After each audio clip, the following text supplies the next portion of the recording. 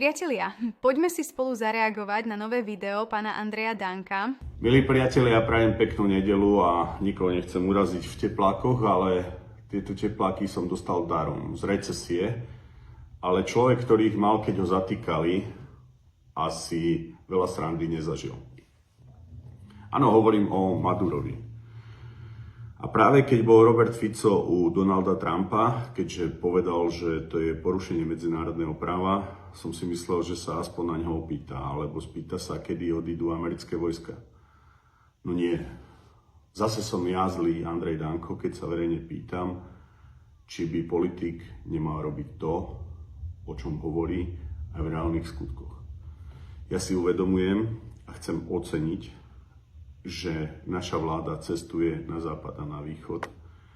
A takisto vítam aj cestu do Francúzska k prezidentovi Macronovi, lebo áno, myslím si, že ak sú problémy s Grónskom, o chvíľu môžu byť problémy s Kubou a stabilnejším partnerom pre Slovensko pri výstavbe atomovej elektrárne by bolo Francúzsko.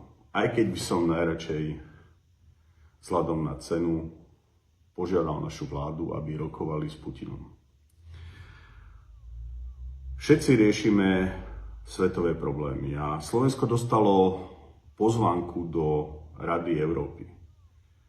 Máme stať po boku Donalda Trumpa, zaplatiť miliardu a chceme byť stálymi členmi. Po 3 rokoch pri dočasných členoch on môže sám rozhodnúť, kto tam ostane alebo nie, pravdepodobne kto bude poslúchať alebo nie. A chcem nahlas povedať, že ja si ctím aj Ruskú federáciu, aj Spojené štáty americké, ale myslím si, že takáto politika nepomáha ani osobe Donalda Trumpa, ani záujmom Spojených štátov amerických. V každom národe sú takí alebo onakí ľudia.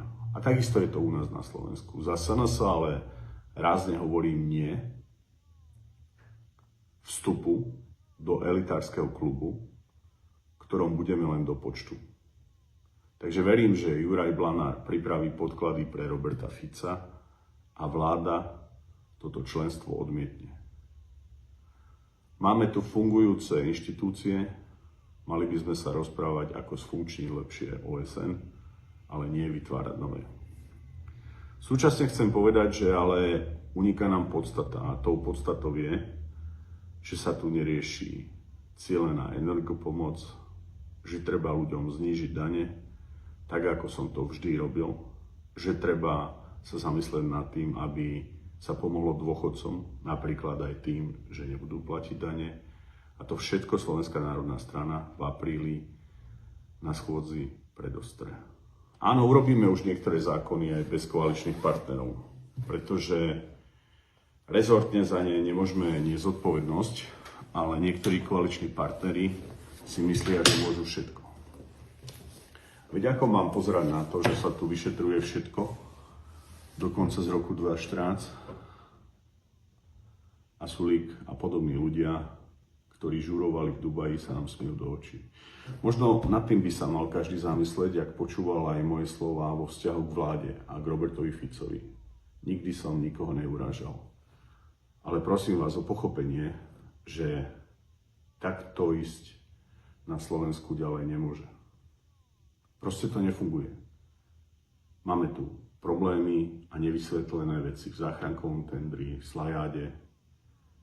Máme tu nejednotnosť postojov.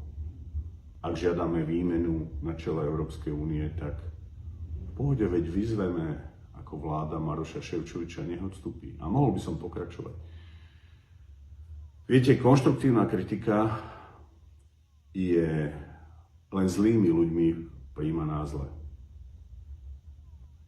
To nie je osobné, ale realita je taká, že naša vláda robí chyby. A to cítia ľudia. A ja som išiel do politiky zo súkromnej praxe. Ja som není odchovaný ani v Smere, ani v iných stranách, ani nepreskakujem zo strany do strany, ani sa nepretvarujem. Išiel som preto, aby sme ľuďom pomáhali. Samozrejme, že v politike to tak nie je, ak niekomu pomôžete, že vám dá okamžite hlas. Ale nevidím inú cestu, len si začať hovoriť pravdu.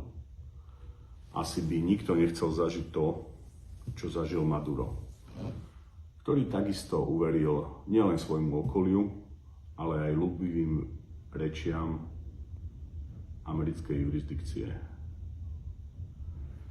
Prajem vám peknú nedeľu a som presvedčený, že do žiadneho spolku, ktorý nám Američania teraz núkajú, by sme vstupovať nemali a mali by sme začať riešiť oveľa účinnejšie problémy, ktoré sú na Slovensku. Pretože byť len proti Šimečkovi a Matovičovi už nemôže stačiť.